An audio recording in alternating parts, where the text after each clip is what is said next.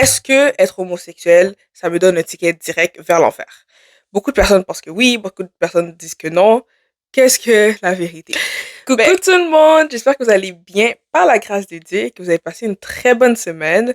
Aujourd'hui, on va parler d'un sujet qui divise beaucoup, mais qui mérite d'être abordé avec amour, vérité et sagesse, l'homosexualité. Est-ce vraiment un péché impardonnable ou est-ce juste un choix que Dieu condamne? C'est ce que nous allons répondre dans cette vidéo.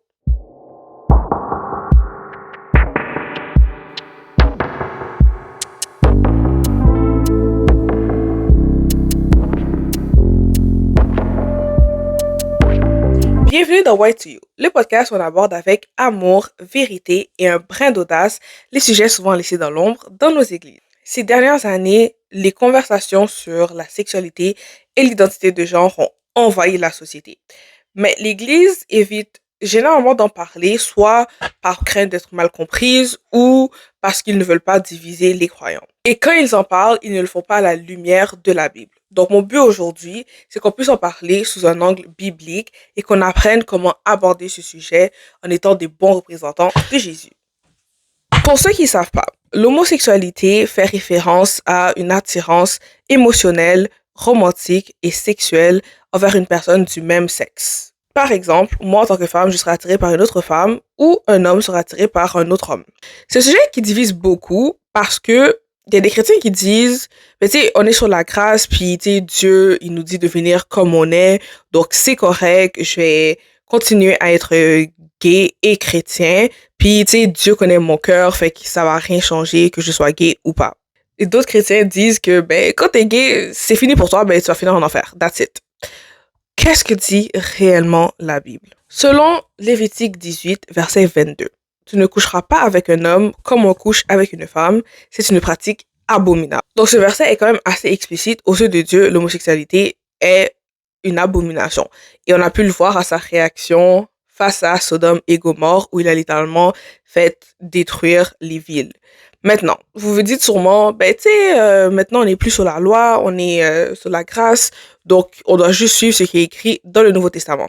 Eh bien, dans le Nouveau Testament, Paul en parle également dans Romains 1, versets 26 à 27, où il dit « C'est pour cette raison que Dieu les a livrés à des passions déshonorantes. Leurs femmes ont remplacé les rapports sexuels naturels par des relations contre nature. De même, les hommes ont abandonné les rapports sexuels avec la femme et se sont enflammés dans leurs désirs les uns pour les autres. » Donc, ces passages montrent clairement que, aux yeux de Dieu, ben, l'homosexualité, c'est un péché, puis ça demeurera toujours un péché, parce que ça va à l'encontre de sa vision de la sexualité qui est réservée entre un mari et une femme dans le contexte du mariage. C'est d'ailleurs un sujet que nous avons abordé dans le premier épisode de la série. Je vais mettre le lien dans la description, comme ça vous pourrez aller le regarder si vous ne l'avez pas déjà vu. Maintenant, la question que je suis sûre vous brûle les lèvres est de savoir, est-ce que être homosexuel, ça me donne un ticket direct vers l'enfer? Beaucoup de personnes pensent que oui, beaucoup de personnes disent que non. Mais la vérité, c'est que, comme tout autre péché, ce n'est pas une condamnation définitive grâce à Jésus qui est venu mourir sur la croix pour nous laver de tous nos péchés. Rappelez-vous, dans Romains 6, verset 23, Paul disait « Le salaire du péché, c'est la mort, mais le don gratuit de Dieu, c'est la vie éternelle en Jésus-Christ, notre Seigneur. » Donc cela signifie que, peu importe nos péchés, la grâce de Dieu est toujours disponible pour ceux qui se tournent vers Jésus.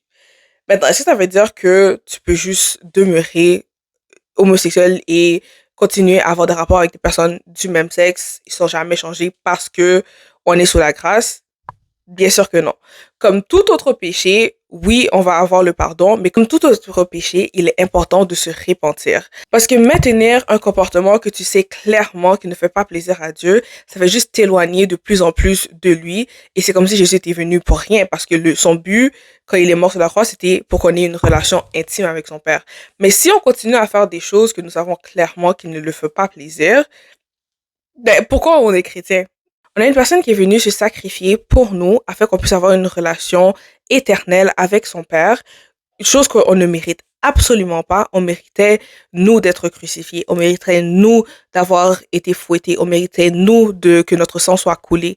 Mais c'est le sang d'un innocent qui a été coulé pour qu'on puisse avoir la vie éternelle. Alors pourquoi, en tant que chrétien, on continuerait de faire un comportement que nous savons qui ne fait pas plaisir à Dieu? On peut se dire, ben, concrètement, c'est rien. Je veux dire, je vais juste montrer mon amour à la personne que j'aime, mais ça change pas le fait que je suis une chrétienne dévouée, je vais lire ma Bible, je vais participer dans l'église, etc. Mais il faut qu'on se rappelle que si Dieu nous dit de pas faire quelque chose, c'est généralement pour notre bien. Parce que lui, il voit des choses que nous, on ne voit pas, notamment le royaume spirituel. Donc, chaque fois que nous allons à l'encontre de ce que Dieu a clairement dit que nous devons faire, on finit par nourrir Satan. Et on finit par lui ouvrir une porte pour qu'il puisse venir dans notre vie et faire ce qu'il veut avec nous. Donc, pourquoi, en tant que chrétien, on voudrait laisser la porte ouverte à la personne qui a causé le fait que Ève a mangé la pomme qui fait que maintenant on est en train de souffrir? Pardon, je me suis laissé emporter. Mais tout ça pour dire que, en tant que chrétien, la seule personne qu'on doit nourrir, c'est le Saint-Esprit. Donc, si notre Père nous dit ne fais pas ça, il sait pourquoi il nous dit de pas le faire. Et je sais que c'est pas quelque chose qui est facile. C'est pas quelque chose qui va changer comme ça. Puis, tu sais, je le dis en connaissance de cause parce que avant que je sois chrétienne, j'étais bisexuelle. Donc, j'étais attirée et par les femmes et par les hommes. Jusqu'à ce que, bien sûr, j'ai donné ma vie à Jésus et j'ai réalisé que, ben, j'ai lu la Bible. Puis, j'ai réalisé que c'était quelque chose qui ne faisait pas plaisir à Dieu. Puis, je vais pas mentir puis dire que en une journée, j'ai juste changé comme ça puis j'ai arrêté d'être attirée par les femmes. Non, c'est pas vrai. La seule chose, c'est que, bien que j'avais des attirances encore pour les femmes, j'avais arrêté d'engager dans les rapports avec les femmes. Donc, ça a demandé beaucoup de prières. Et ce qui m'a vraiment aidé, c'est que quand j'ai réalisé que j'étais bisexuelle, j'en ai parlé à mes amies qui, elles, avaient vraiment déjà accepté Jésus, qui étaient baptisées, donc qui étaient vraiment ancrées dans la foi. Je les avais abordé justement cette réalité que je venais de comprendre. Et au lieu de m'insulter, me juger, me dire, oh, ben, si t'es gay, ben, toi, tu vas finir en enfer, puis moi, je vais pas m'associer avec toi. Au contraire, ce qu'elles ont fait, c'est elles m'ont montré l'amour de Jésus. Donc, elles ont été respectueuses, elles ont été accueillantes, elles m'ont donné un endroit où je pourrais clairement m'exprimer. Puis, tu sais, elles m'ont vraiment accueilli, elles m'ont vraiment montré de l'amour, de la compréhension, elles ont accepté ce que j'avais dit. Puis, clairement, elles n'étaient pas d'accord avec le fait que je faisais ça parce que ça allait à l'encontre de ce que disait la Bible. Mais malgré ça, elles m'ont pas isolée, m'ont pas ostracisée. Elles m'ont pas isolée, m'ont pas ostracisée à cause de ça. Elles sont demeurées amies avec moi. J'ai continué à avoir des moments avec elles. Et quand j'ai donné ma vie à Jésus, ça m'a d'autant plus aidé parce que je me rappelle de l'amour que je ressentais pour elle. Et quand j'ai dû passer par cette phase où j'étais comme, je sais que c'est un péché et je sais que je dois m'en sortir, qu'est-ce que je dois faire? Au moins, je savais que je pouvais me tourner vers elle, que je pouvais compter sur elle pour prier pour moi, pour lire avec moi, pour pouvoir m'aider à me sortir de cette situation. Donc, là, maintenant, ça fait 5 ans que je suis chrétienne. Je dirais pas que, tu sais, ça m'arrive jamais de regarder des femmes et comme, she's cute. Mais je n'ai plus l'attirance sexuelle ni émotionnelle que j'avais auparavant, ou tu sais, quand je voyais des femmes, j'étais comme, je m'imaginais avec elles, right? Maintenant, c'est juste, je peux reconnaître la beauté d'une femme sans nécessairement la sexualiser. Et ça en va de même, bien sûr, pour les hommes. Je ne sexualise plus mes frères en Christ. Donc, c'est un processus. C'est quelque chose qui prend parfois du temps et c'est correct. Right? Tant que tu demeures dans la prière et que tu vois vraiment les efforts que tu essaies de faire pour sortir de là. Et ça s'applique à n'importe quel péché. Là, on parle de l'homosexualité, mais tu sais, il y a aussi la fornication, l'adultère, le vol, le mensonge, la gloutonnerie, l'alcoolisme, etc. Tout ça, ce sont des péchés qui sont au même niveau. Donc, peu importe le péché, si tu sais, tu l'as lu dans la Bible, tu sais que c'est un péché, il faut que tu pries pour que le Saint-Esprit t'accompagne et t'aide à pouvoir te sortir de cette vie-là et t'aide à pouvoir changer tes voies, à pouvoir te repentir réellement et donc vraiment marcher selon les voies de Dieu. Par contre, si tu penses que parce qu'on est sous la grâce, c'est correct si tu demeures dans tes péchés puis que tu vas continuer à vivre comme ça parce que Dieu connaît ton cœur, malheureusement pour toi, en effet, il connaît ton cœur. Donc, il sait que la raison pourquoi tu dis ça et que tu ne changes pas, c'est parce que tu préfères le péché à lui. Donc, s'il y a un conseil que je peux te donner, c'est de prier afin que tu puisses te sortir de ce péché, peu importe le péché que c'est. Aujourd'hui, on parle de l'homosexualité. Prie le Seigneur pour qu'il puisse t'aider et ne te et la pire chose que tu puisses te faire, c'est te convaincre que Dieu est correct avec ça. Je te garantis, il ne l'est pas. Tout ce que Dieu dit qu'il ne veut pas que tu fasses, il n'est pas correct avec ça.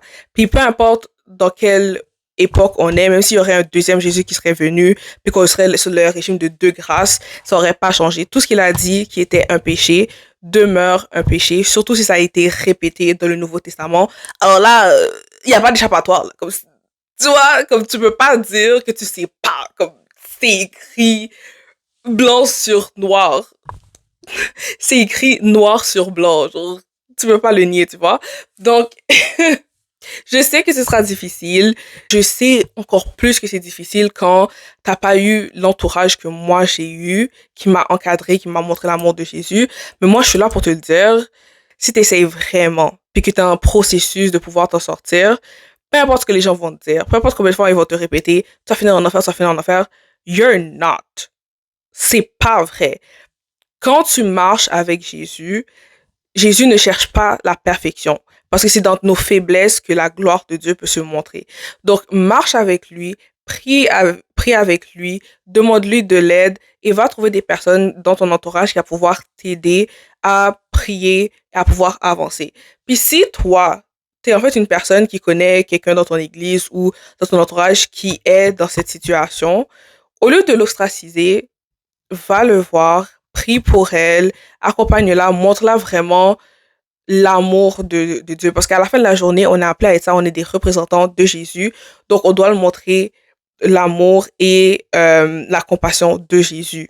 Right? Ça veut pas dire qu'on doit tolérer le péché, ça veut pas dire qu'on doit accepter n'importe quoi, mais on doit pouvoir dire la vérité avec amour et sagesse. Attention par contre, si la personne elle est en train d'essayer de te tenter à pécher, elle est en train d'essayer de te convaincre que c'est une bonne chose qu'elle fait, puis elle essaie de te ramener dans ce côté, c'est correct. Éloigne-toi d'elle, puis prie pour elle de loin.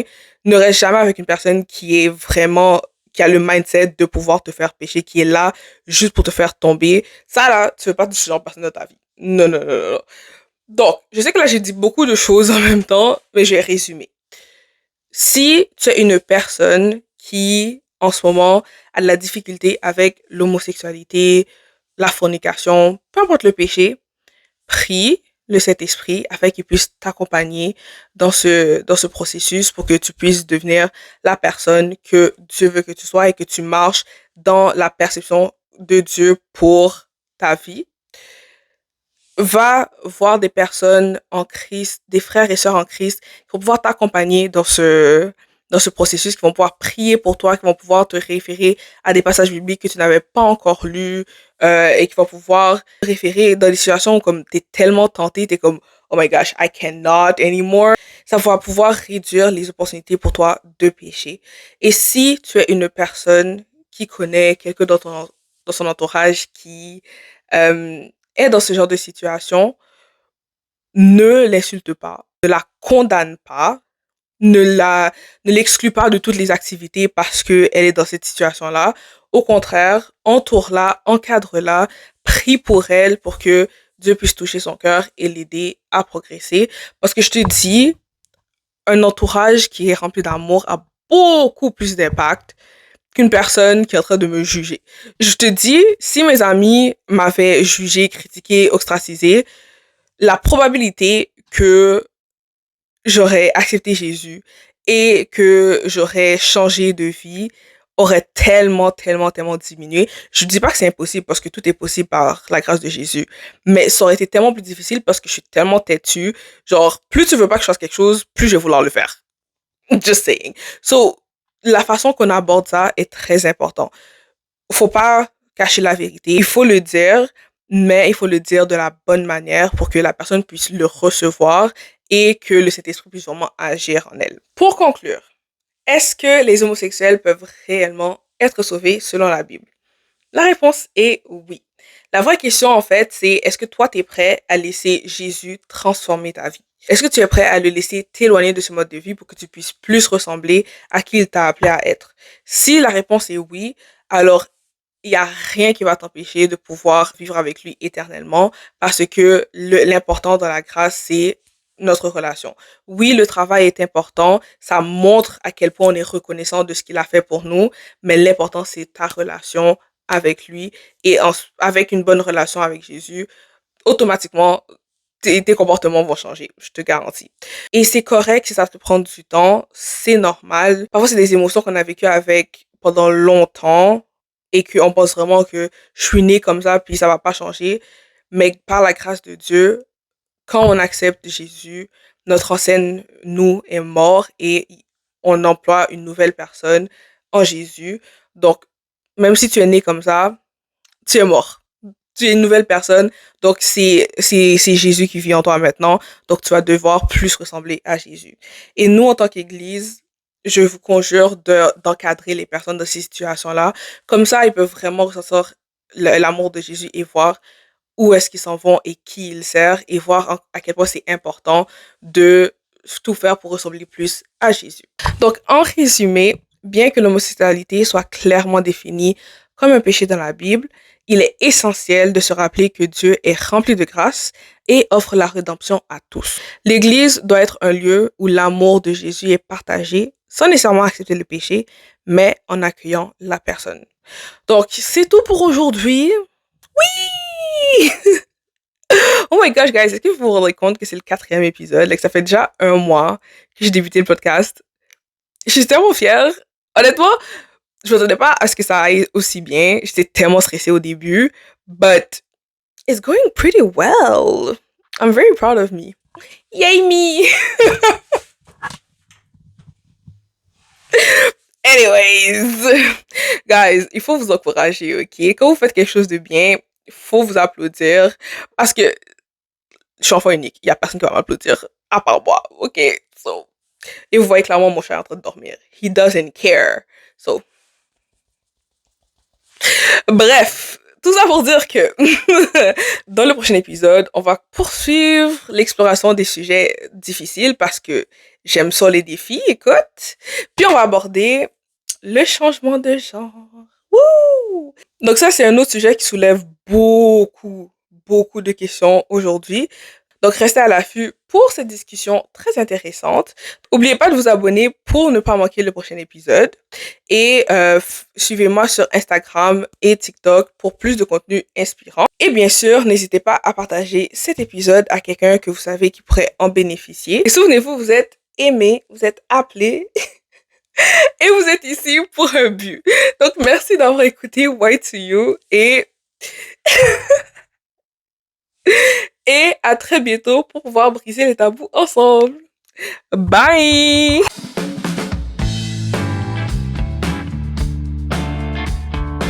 Pour être honnête avec vous, j'étais tellement unserious in this episode. Je sais... genre, contrairement à la semaine passée, genre, j'étais juste vraiment chill en train de rigoler et tout.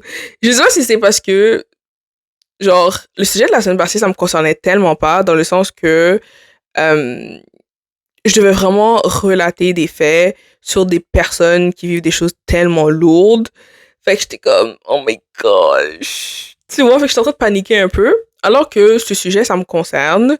Genre, j'ai de l'expérience là-dedans, fait que je peux plus relater, puis relativiser, puis donner mon expertise, etc. Donc, j'étais comme un peu plus chill, j'étais en train de rigoler ma race, comme si vous saviez combien de temps ça m'a pris, si vous saviez combien de temps ça m'a pris faire cet épisode, like, I was laughing so hard. Anyways. Mais j'espère que vous allez aimer pour de vrai parce que...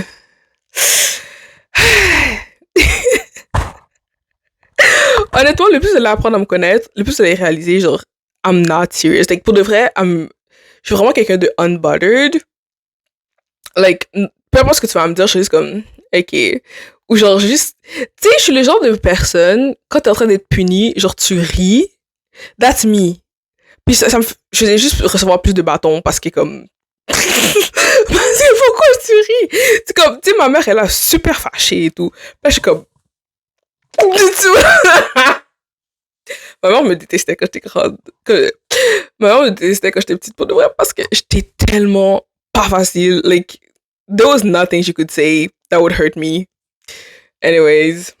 Encore aujourd'hui c'est encore pire raide, parce que là, tu sais, j'étais enfant, fait que j'avais mes petits traumas. Ben, genre, maintenant, c'est mort. Like, no matter what she says, I'm just like, ok. Et je passe à autre chose, tu vois, comme, si ça me concerne pas, ou si c'est une critique que je veux pas accepter, because that's not true, like, je passe à autre chose pour de vrai. Anyways, je prie vraiment que vous finissiez par être unbothered comme moi, parce que, in life, si tu t'inquiètes pour tout le monde, puis de ce que tout le monde va dire, oh my gosh, genre, comment tu fais pour vivre? And can we talk about how pretty I am? The skin is giving. Est-ce que vous voyez le highlight? Like, oh my gosh, this is so pretty. The lips, super juicy. Nails, slaying. Anyways, est-ce que vous voyez mon chat qui a pas de dormir depuis tantôt? Genre, littéralement, depuis ce matin, il dort. Dès que je sors de la chambre, il sort avec moi, puis il se couche pour dormir, et je retourne dans la chambre, il me suit, il retourne pour dormir. Like, do cats do anything? Genre, pourquoi je suis allée dépenser de l'argent pour avoir un chat qui me fait juste dépenser de l'argent? Il sert littéralement juste à dormir. Like, anyways. Bref. That was so unserious. Je sais, si vous êtes encore là, genre, vous êtes comme, what the heck is going on? Ça, c'est mon after diary, I guess. C'est la première fois que je fais ça, honnêtement.